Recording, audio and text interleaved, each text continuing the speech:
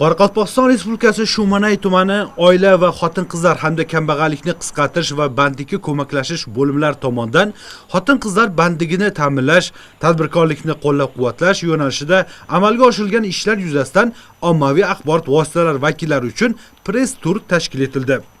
Bugungi kunda tumanda 58.676 nafar aholi bo'lib, shundan ayollar 29.237 nafarni tashkil etadi. Joriy yil boshidan 1641 nafar xotin-qiz ishsiz bo'lib, shundan 750 nafari kasb hunarga o'qitildi, 441 nafari doimiy ishga joylashtirildi.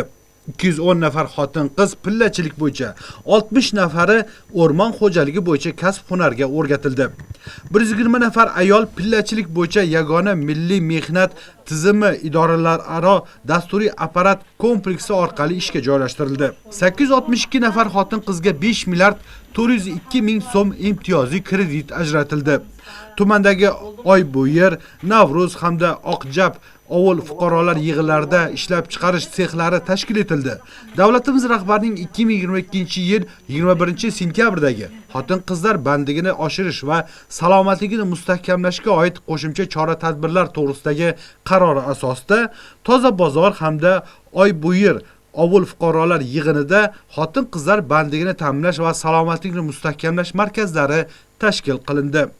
Tumanda bugungi kunda 100 nafardan ortiq hunarmand bo'lib, ular O'zbekiston Respublikasi Vazirlar Mahkamasining 2025-yil 11-martdagi kambag'allikni qisqartirish davlat maqsadli jamg'armasi faoliyatini tashkil etish chora-tadbirlari to'g'risidagi qarori asosida ustoz shogird hisobidan har biri 5 nafardan kambag'allik reyestriga kiritilgan xotin-qizga hunarmandchilik sirlarini o'rgatib, oilalariga qo'shimcha daromad kiritilishiga ko'maklashib kelmoqda.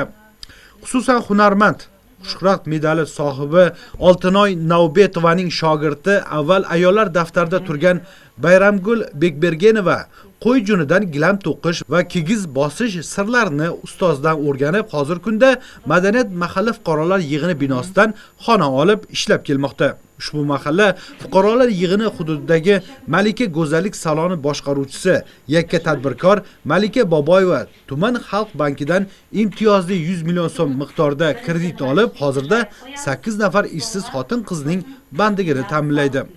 Shuningdek, Toza bozor mahalla fuqarolar yig'ini hududida joylashgan issiq non sexi boshqaruvchisi Zohida Xudoybergenova tuman aholisiga 6 turdagi non mahsulotlarini yetkazib bermoqda.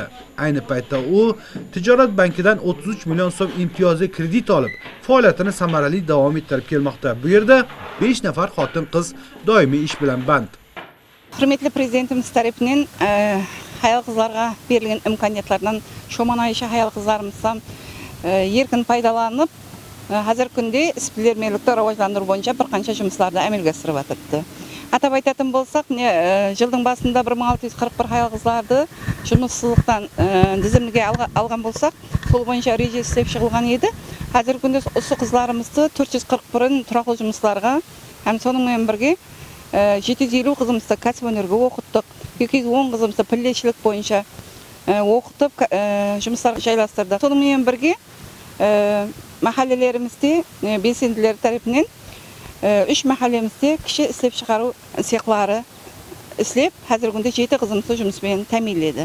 Мұнан басқа да министрлік кабинетінің 158 салық қарары бойынша ұстаз шәкірт дәстүрі текарында ayol qizlarimizni өнерменшілікке қамту мақсатында оларды жеке тәдбіркар қылып, һәм өнермендік қылып, әрбір өнермендке 5 қыздан шәкірт түсіп, оларға субсидия ажырату бойынша бір қанша жұмыстарды әмелге асырдық. Сондай-ақ өнермендеріміздің істеген жұмыстарын дағаза ету, веб-сайтларын жарату бойынша, оларға субсидия ажырату бойынша да жұмыстар алып бардық. Һәм сонымен бірге біздің ayol қызымыздың арасында екі қызымызда, екі махалледе бірлесіп ауыл fuqarolar жиынында, һәм сонымен бірге кетелілер ауыл fuqarolar жиынымызда кооперациялар чөлкөмлестіріп, әрбір кооперацияға 5 қыздан жұмысқа алынып, қыздарымыздың бәнділігі тәминленді. Еледе районымызда бір қанша жұмыстар әмелге асырылады, қыздарымыздың ishbilarmonligin, ularning jeki tadbirkor sifatida ham sonымен birga өнермен sifatida o'zlarini ko'rsatuvini yilida o'g'it nasihat жұмыстарын amalga oshiramiz.